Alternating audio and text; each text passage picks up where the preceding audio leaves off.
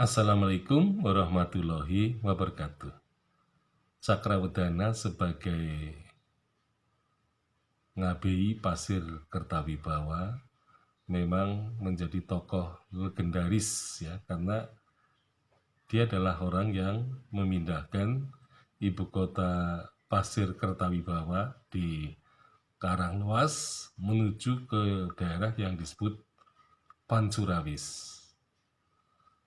Nah, disitulah Cakrawedana tinggal di Purwakerta Lor sebagai orang yang menggunakan kata Purwakerta untuk nama tempat tinggalnya itu.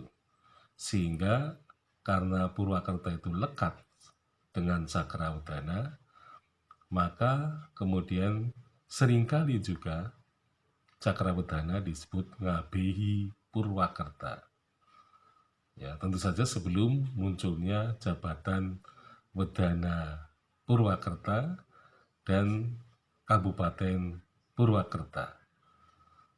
Nah, karena legendarisinya itulah, maka tokoh Cakrawedana juga tercatat menjadi tokoh yang penting dalam sejarah Banyumas karena dia pernah menjabat sebagai Wedana Bupati Kasepuhan Banyumas.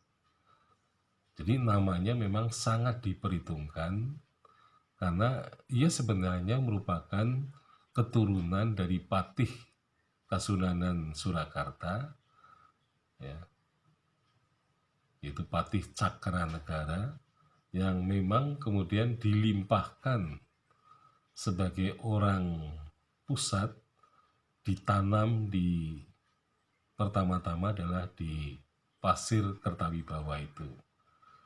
Karena Ngabei Pasir Kertawibawa itu diduga mempunyai hubungan ya dengan Yudanegara V yang kemudian ia merupakan pendukung kelihatannya, sehingga pendukung-pendukung Temenggung Yudanegara V Banyumas ini dipecat satu persatu.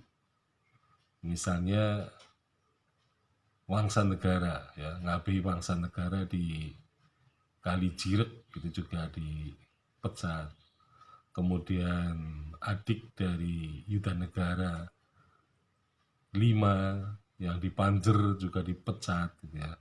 Jadi banyak pendukung-pendukung yang diduga merupakan lingkaran Yudanegara V ini dipecat satu persatu, dan nanti puncaknya Yudanegara V sendiri yang dipecat.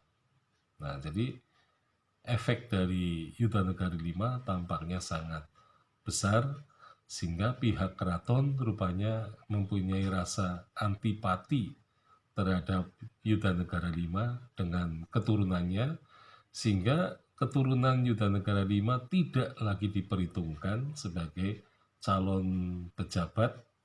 Nah, sehingga digantikan oleh pejabat lain dari terah yang lain. Nah, karena terkenalnya itu, maka Cakrawedana ini kemudian dilestarikan dalam bentuk manuskrip. Jadi ada manuskrip yang berjudul Sejarah Cakrawedana. Nah, manuskrip ini mempunyai ketebalan 1450 halaman buku tulis. Ya. Dan saya kira itu juga berseri-seri, ya, ada beberapa seri. Nah, kemudian orang yang menulisnya ini ternyata dilihat dari silsilah teks itu menunjukkan bahwa ada tokoh yang bernama Raden Mas, ya. Jadi Raden Mas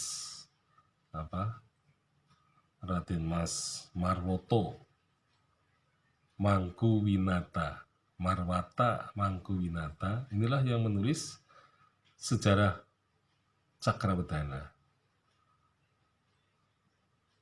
Jadi kalau dilihat dari silsilah di dalamnya, Raden Mas Marwata Mangkuwinata ini adalah merupakan buyut dari Cakrawedana.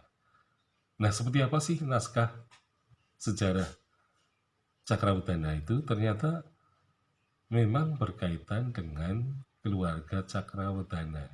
Tetapi itu hanya pada bagian akhir saja. Jadi kalau kita baca naskahnya dari awal, maka yang diceritakan seperti orang sedang menarasikan sejarah Indonesia. Jadi narasi ya tentang kerajaan masa Hindu Buddha, kerajaan zaman Islam, kerajaan zaman Majapahit, ya, Majapahit Islam dan seterusnya. Dan kemudian setelah itu dihubung-hubungkan dengan Cakrawardhana. Nah, kemudian di situ Cakrawardhana disebut mempunyai seorang istri Padmi, ya, yang kemudian ada beberapa orang istri selirnya, dan kemudian keturunannya juga ada di dalam silsilah itu. Jadi ada silsilah keluarga Cakrawardhana, dan nanti memang anak-anak Cakrawardhana juga banyak menjadi pejabat ya di Kasepuhan Banyumas, dan kemudian menjadi pejabat di Kabupaten Banyumas dan Purwokerto. Ya, jadi pada intinya di situ memang diceritakan mengenai jabatan-jabatan apa saja yang dipegang oleh putra-putri dari Cakrawardhana itu. Jadi memang ini merupakan silsilah keluarga ya. Jadi bapak sejarah Cakrawardhana itu merupakan silsilah Cakrawardhana, tetapi kalau dilihat sejarah Cakrawardhana itu tidak masuk dalam kategori salah satu versi Babat Banyumas. Jadi karena memang tidak menceritakan teks Babat Banyumas dari awalnya. Jadi hanya menceritakan keluarga Cakrawardhana saja. Sekian, Assalamualaikum warahmatullahi wabarakatuh.